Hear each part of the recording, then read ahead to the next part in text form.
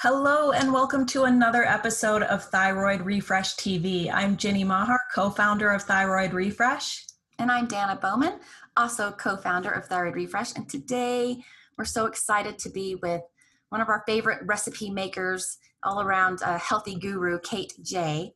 She is a nutritional therapy practitioner, certified AIP coach, trained chef, and author of the eBook, Healing Eats, 25 Recipes to Heal the Gut While Soothing the Soul.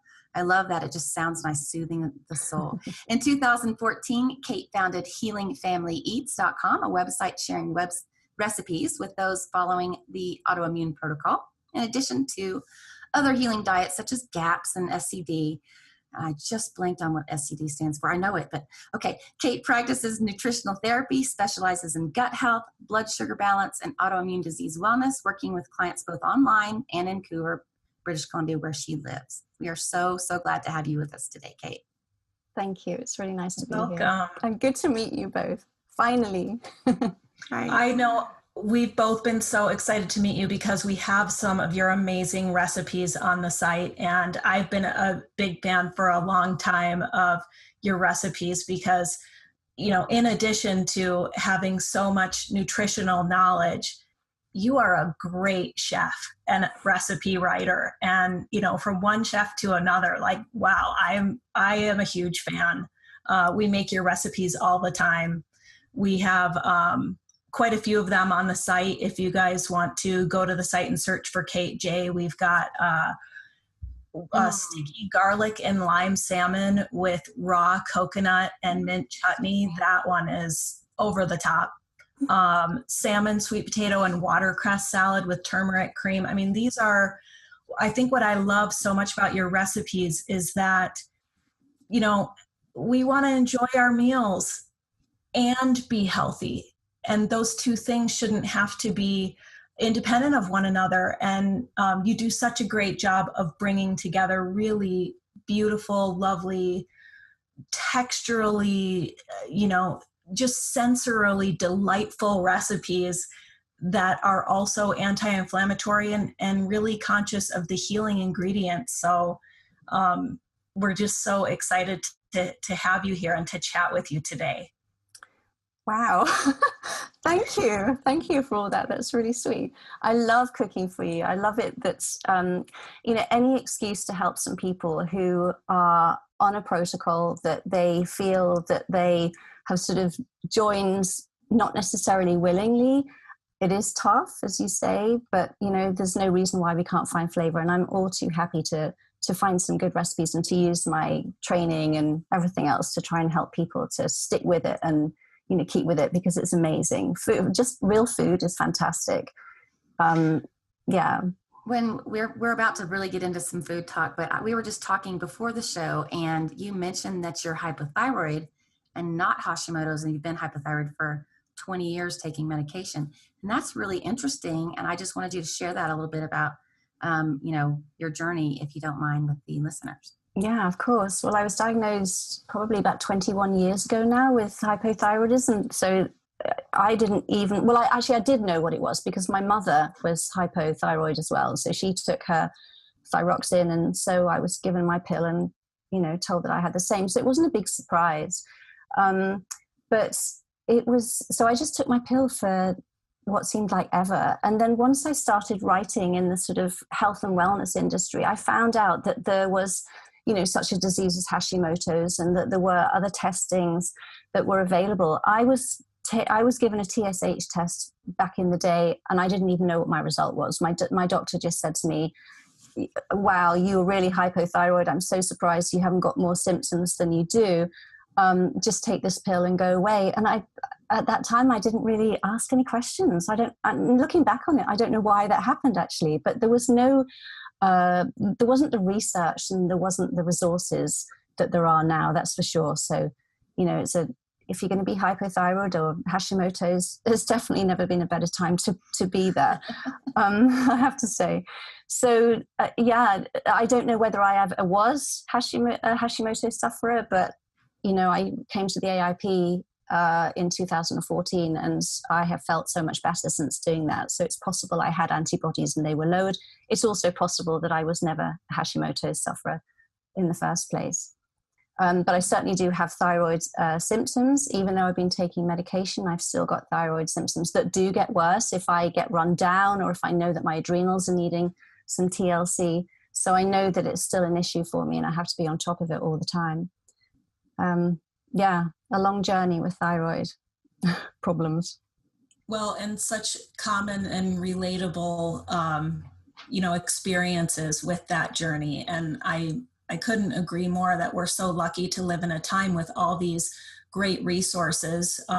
Your recipe blog being one of them, Healing Family Eats, and you also write for Autoimmune Wellness, which is another incredible resource and has taught me a lot about the Autoimmune Protocol, which I embarked on temporarily. And that was kind of what we wanted to chat with you mostly about today for the sake of our listeners. I was hoping, for the sake of our listeners who might not be familiar, if you could define the Autoimmune Protocol for us in your own words. Sure. Well, Autoimmune Protocol, or AIP, it's a healing elimination diet.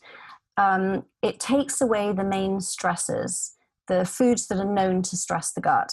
And then what you do is you go through a transition when you heal, you sort of take away the stressors, you bolster your defenses, you look at doing some gut healing, and then you start reintroducing some foods. So to begin with, you are taking out a lot of foods.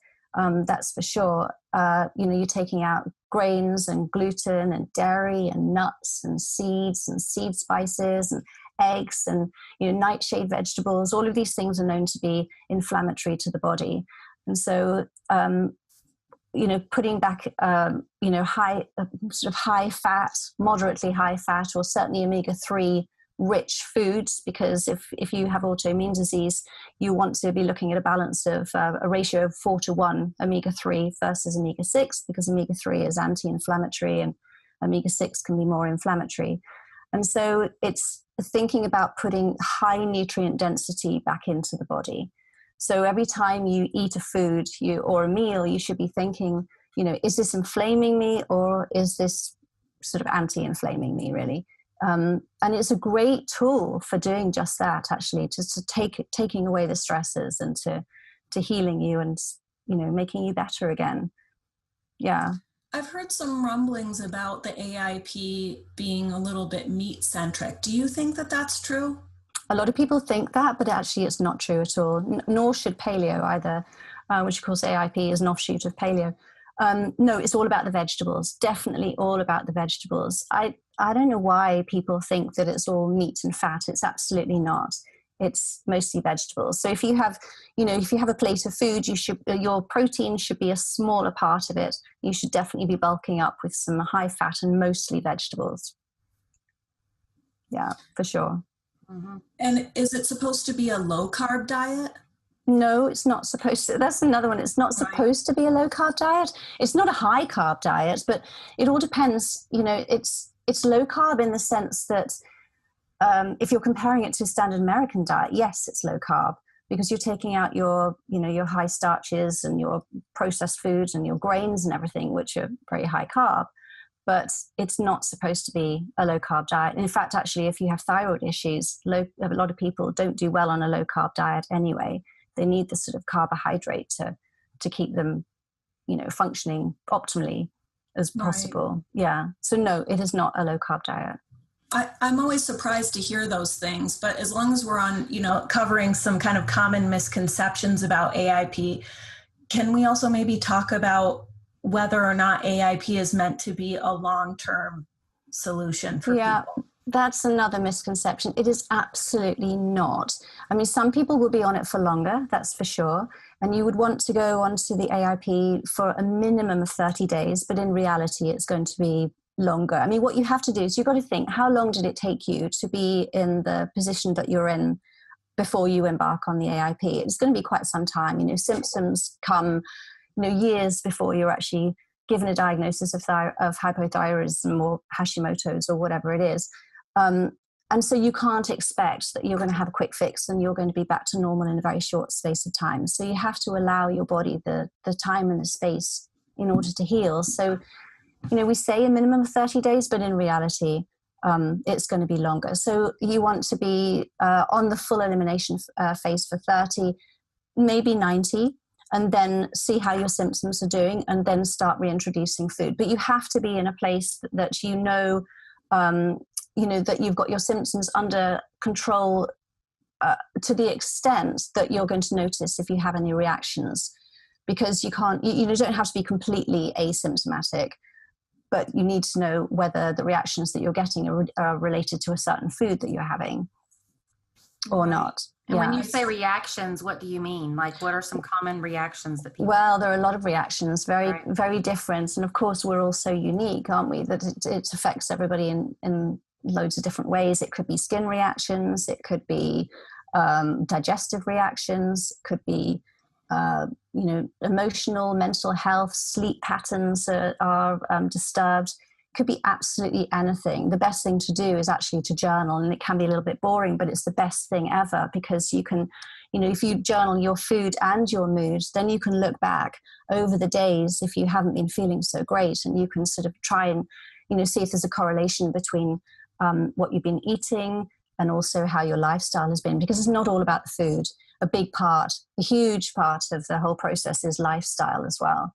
So, if you haven't had a great night's sleep, for example, if you've got young children and you're up in the night, or you just haven't been feeling, you've over-exercised maybe, or for whatever reason you're traveling maybe, if you don't have great sleep, then you're going to suffer digestively perhaps, or even, any of these other reactions the next day. So you can't put everything down to food, but it's really helpful if you're journaling, so that you can actually go back and think about what the possible causes could be. And over time, you can see a pattern evolving.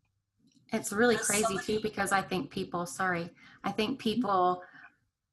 kind of just accept some of the symptoms that come with foods that are not agreeing with them. Bloating, oh, well, I'm just bloated because well, that's not good, right?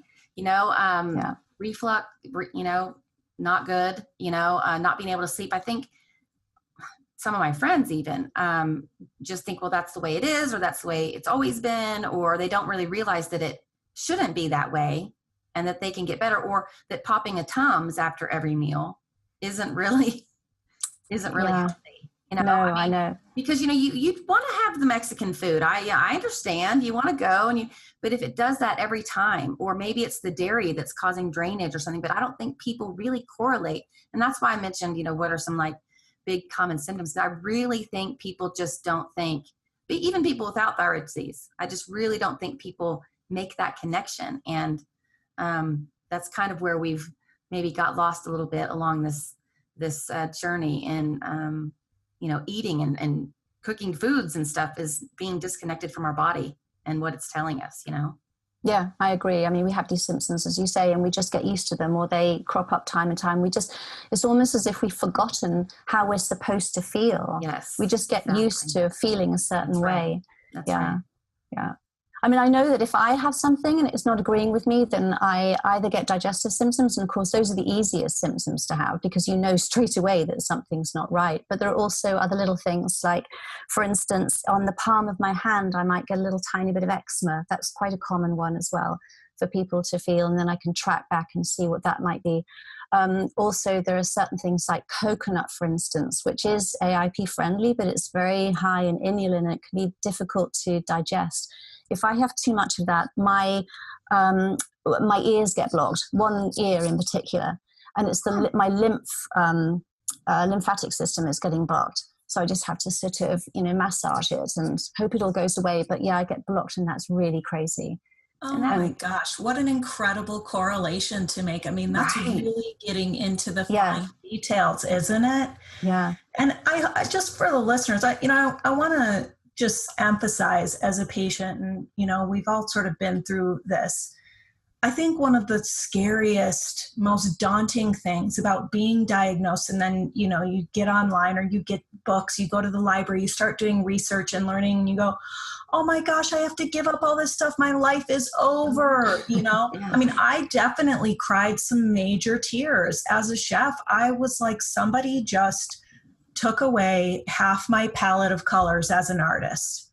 And I had to go through a grieving process, but having done, dietary elimination and used AIP specifically to pinpoint some reactions, it has also been hands down the most empowering thing to make those correlations. I had severe stomach issues that I had no idea were caused from eggs, because it wasn't a eat eggs and get sick scenario. It was days later, it was weeks later. And I can have eggs, but I can't have them 3 or 4 days a week. I can have them maybe one a week, and I'm okay. Yeah, that's really empowering to know. No more stomach issues, no more taking, PPIs, proton pump inhibitors, daily. I mean, all kinds of things. Had endoscopy and was never diagnosed until I did an elimination diet and pinpointed that. So, and the thing with your lymph and the tying that to coconut, it's like, this is incredible stuff to know. And it's really worth the effort, and it's empowering. And like you said, you forget how you're supposed to feel. And when you start feeling better, you get addicted to that. And it's like, my husband would look at me with such sympathy when I couldn't have ice cream. And I'd say, don't feel sorry for me. I'm getting my life back.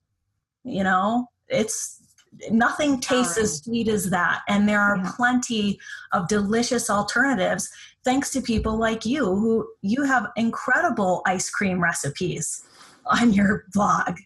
Well, I've got a family. I started my recipe blog. Actually, like you, being a trained chef, I was distraught too, because I was trained to cook with, flour and butter and cream and, all these sort of I was making typical French pastries, and, life was pretty good. And then all of a sudden, all that was taken away from me. And as you've just said, I thought, how am I going to survive? What am I going to eat? I don't know how to cook anymore. I wasn't trained to cook with coconuts and cassava flour and all these other things that, quite frankly, I'd never heard of.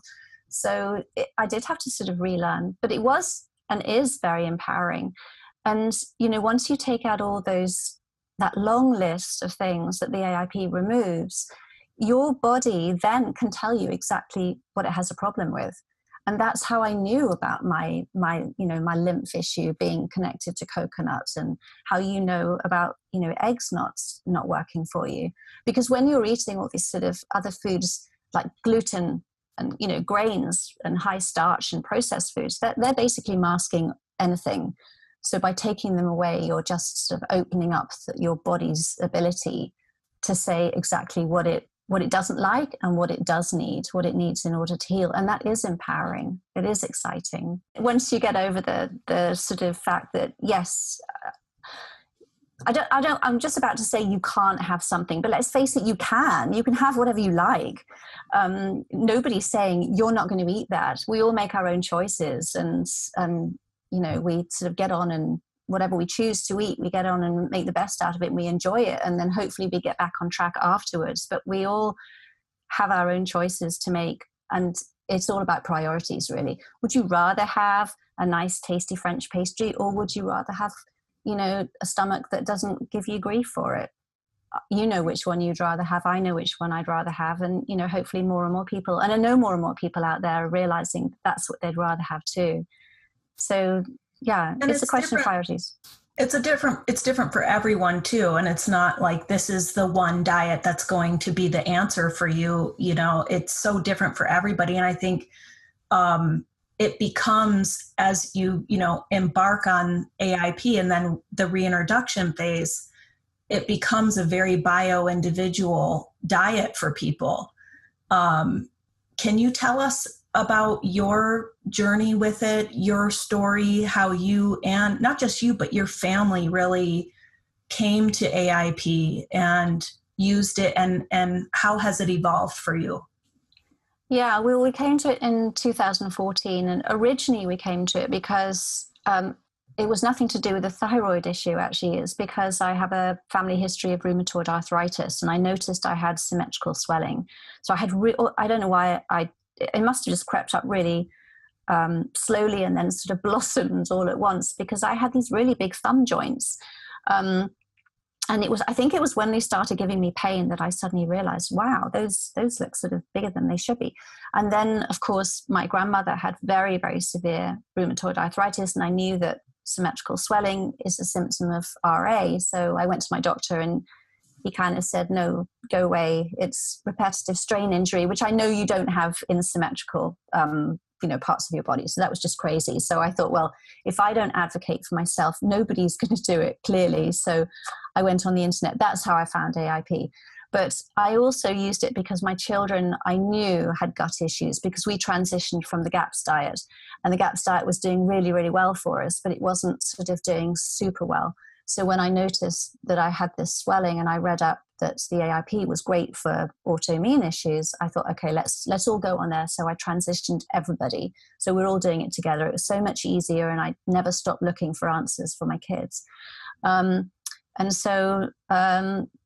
what I did. And then I kind of, everything snowballed from there. I set up a blog as motivation, because it is hard, and I just wanted to give myself some sort of reason to keep going, other than the fact that, I wanted, obviously, my children to be well, and I wanted my swelling to go down, but it's still hard, and I wanted to sort of keep that motivation going. And I knew that by keeping up with recipe development, that we would have to be eating new and different things, rather than the same old stuff, day in, day out.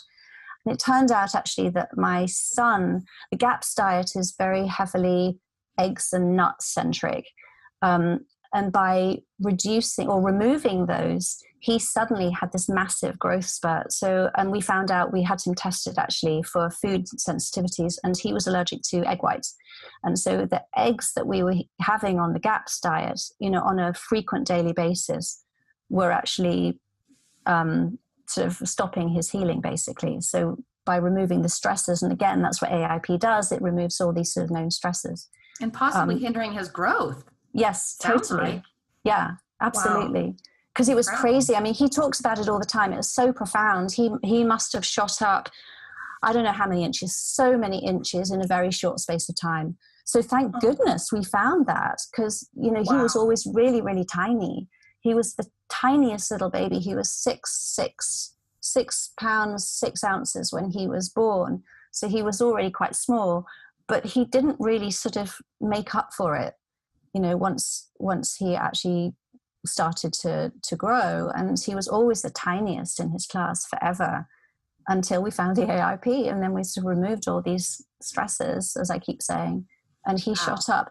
But also not just that, it was his mental health that was really concerning me. So they had gut issues already, and that was as he was transitioning through his puberty years, his mental health started to lack of optimal mental health started to show. So he was starting to get anxious and depressed and aggressive as well. A growing boy, you can't have any of that. And I didn't want that. And I knew there were issues. And so AIP really sorted that out as well. It was amazing, because it's all about the fact that he wasn't getting the right nutrients into his body, because he was being masked by the foods that were stopping him healing.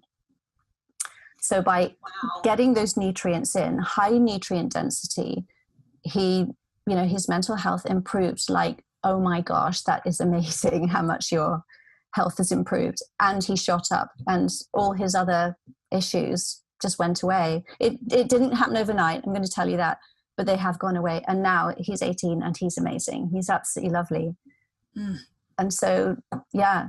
Real food. That's where it's at. I'm just covered in goosebumps right now. There's no better motivation than that. No. To see that happen before your eyes. Your child is growing, healthy, and happy. Yeah. Now, I think this is a really unique part of your story, and one that is really valuable. You aren't just, so many of us embark on this on our own. Well, I got diagnosed with this, so I'm just going to do this, and my family's still going to eat this. And that, to an extent, happens in our household. Usually my diet has changed everyone's, but my son and husband are still going to eat their things that they like to eat. Now, in your case, it was a whole entire family affair. Now, how would you say that challenged you? How would you say it helped you in pursuing the autoimmune protocol?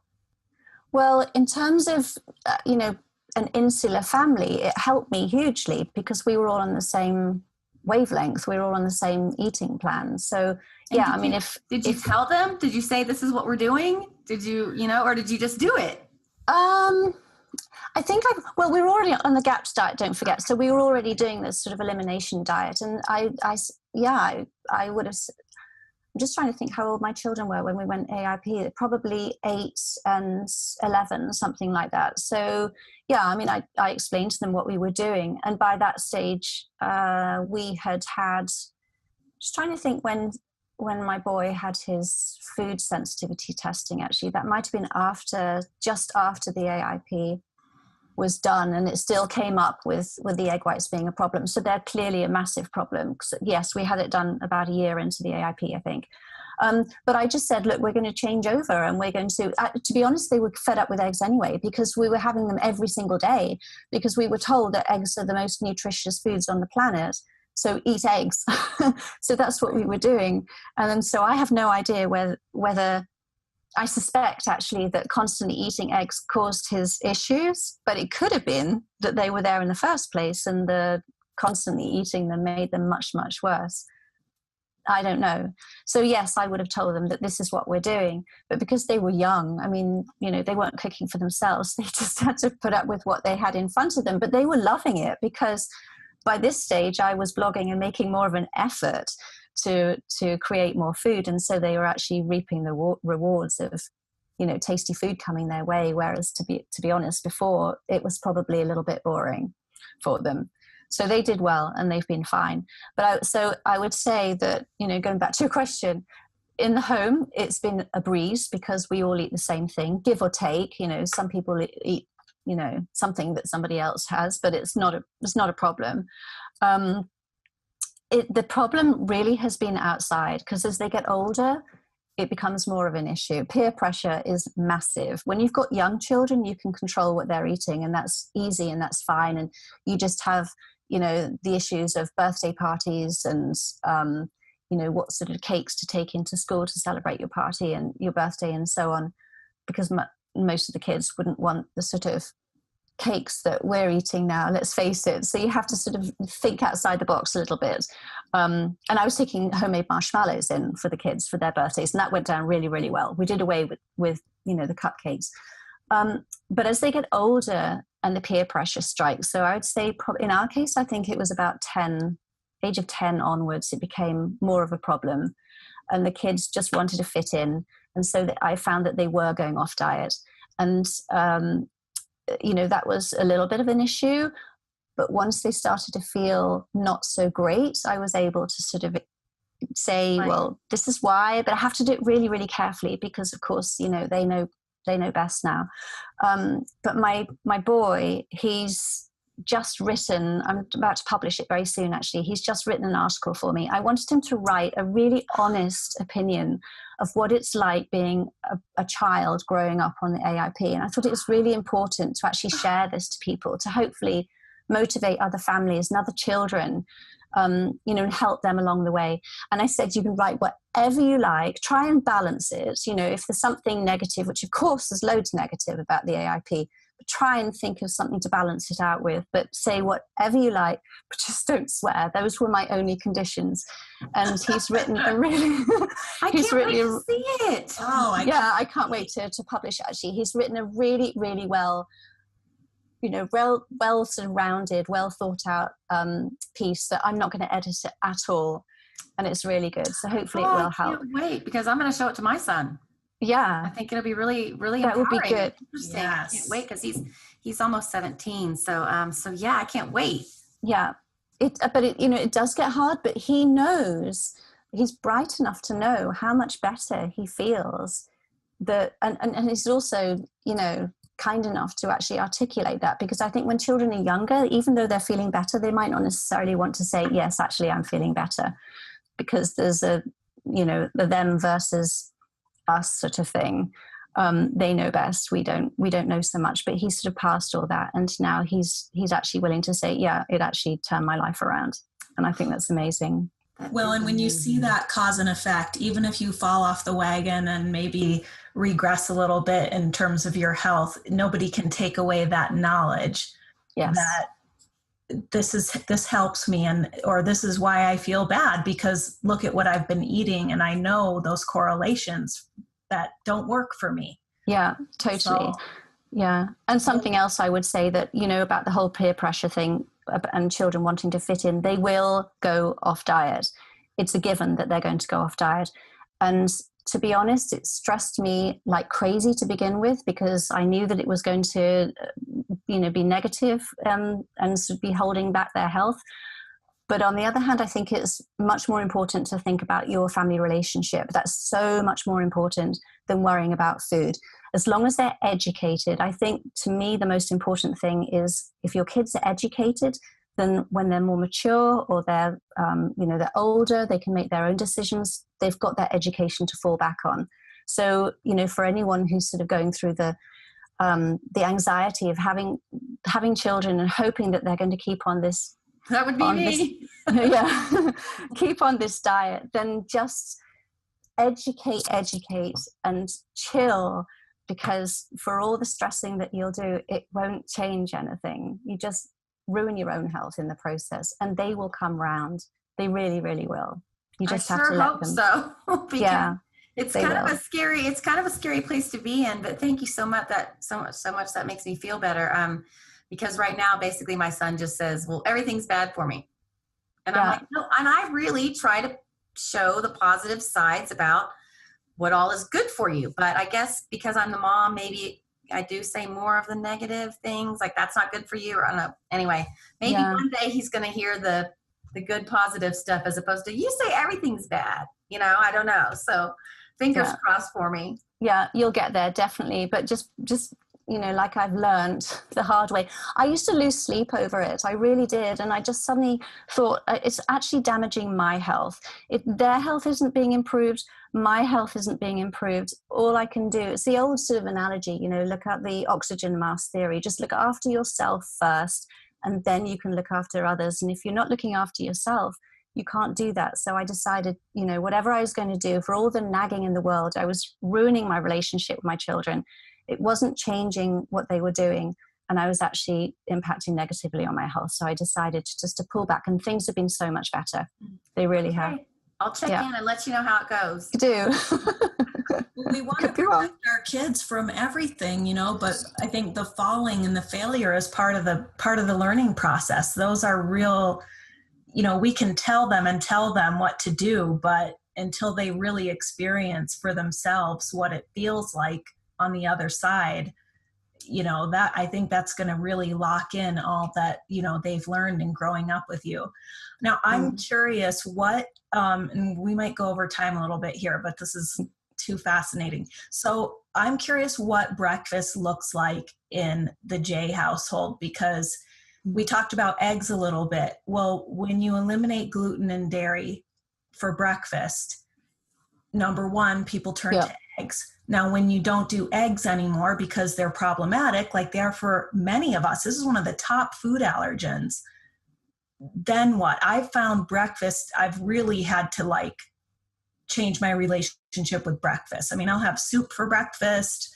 I'll have leftovers from last night's dinner for breakfast. What do you do to put breakfast on the table?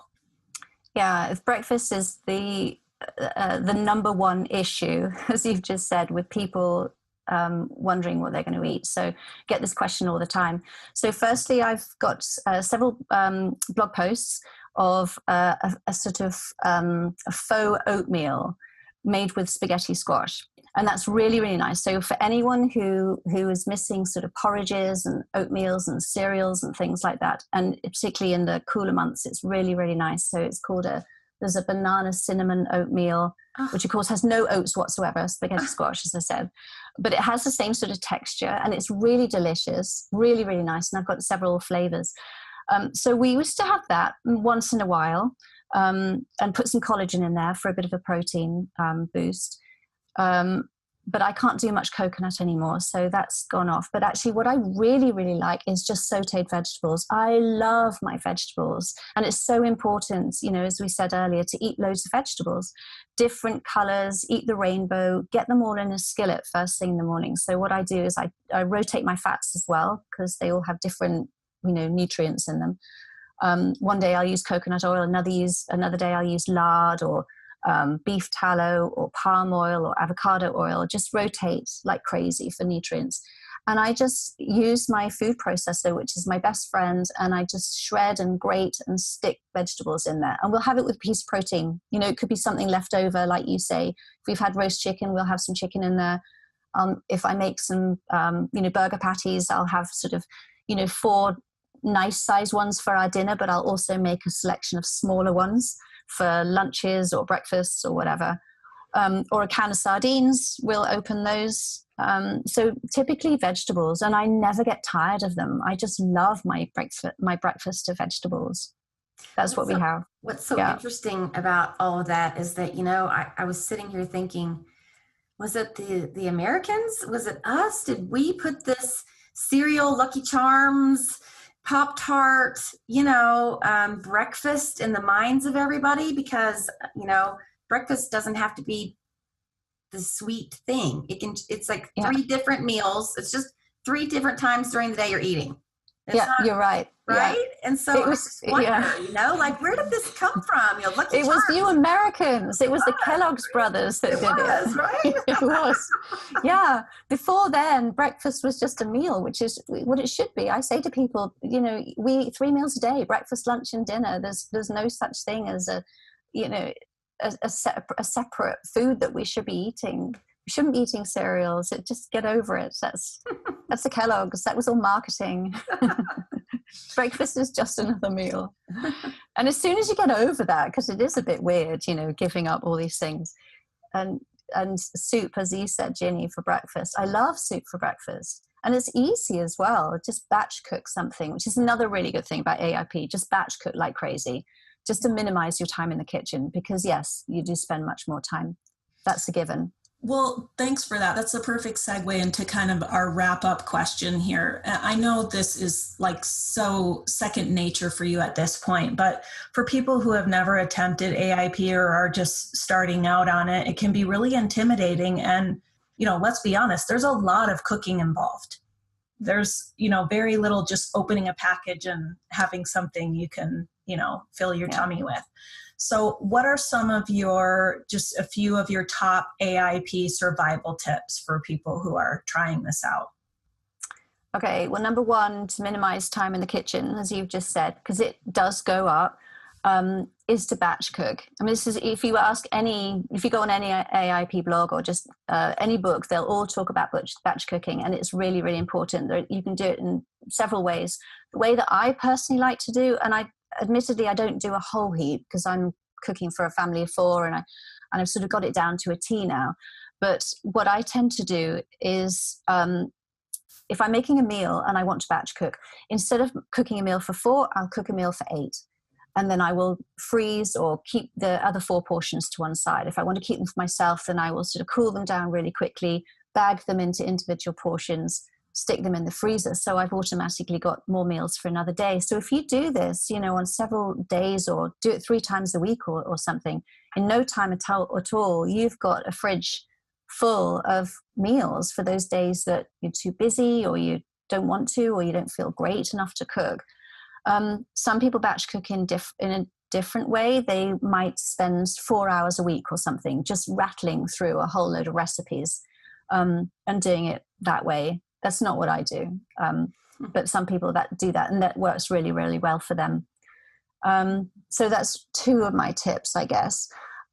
Organization really is key, as well as the batch cooking. Just sort of think ahead about what you're going to eat. You know, some people might want to make a meal plan for the whole week ahead. Certainly in the early days, as they get used to being in a routine. And you can sort of shop efficiently, so you don't have any food that goes to waste, or you're not sitting there with a vegetable thinking, what on earth am I going to do with that? That's really good. Or if you have children, always have snacks in the house that are healthy. and for yourself as well, so that if you, children typically when they come home from school, they want to go straight for the snack hut and start eating something. So make sure you've got something healthy there. Otherwise, that's when people make very unwise choices. The same as us adults. The usual one, don't go shopping if you're hungry, otherwise you'll make some seriously unwise choices. Just be really organized. Just write down notes if you feel that you have trouble with this, and it all becomes second nature later on. But just be one step ahead. And again, about packed lunches for children. If you make something, as I said before, if I roast a chicken, I will always keep something to one side, maybe the drumsticks for a packed lunch the next day, or tiny little burgers that I mentioned, I make extra. Have those. Always be one step ahead. So the night before, I will be thinking, whatever I'm cooking for dinner, what can I serve, or what can I keep for lunch for the kids for the next day, or lunch for my husband and I who work from home? What will we eat? So just think ahead. Organization. That's do you think key. Treats play in as part of a successful AIP program? Yeah, I do. I mean, it's really, let's face it, if you want to heal, you're going to heal better if you don't go with treats. If you sort of minimize your sugar intake, even though it's unrefined sugar, it's still sugar. And processed foods, obviously, which I hope you're presumably off if you're on the AIP, or try and transition off as quickly as you possibly can. But yeah, if you're not going to have treats, you're probably going to find it hard to last the course. But just be really mindful about the treats. Go for something that's not high sugar. If possible, just have a piece of whole fruit, which in time, your palate really, really changes, and you'll soon find that a piece of fruit tastes amazingly sweet. It's crazy how that actually happens. You give up these things, and you might try something 30 days later or whatever, and it just seems like, whoa, that's way too sweet. So yeah, just have them, but just go easy. Just have them for treats or special occasions. And if you want to make a cake or something, then I would go with something low sugar or no sugar. I've got recipes on my blog that don't even use any sugar. They're just sweetened with fruit. So something like that, and just cut them up into slices and freeze those slices, rather than having a whole cake looking at you that wants to be eaten quickly. Right then, right. Yeah, exactly. Okay, well, I've got lots of ideas. Fantastic. Good. Thank you so very, very much. My head is spinning. My brain. Well, not too much. Sorry. No.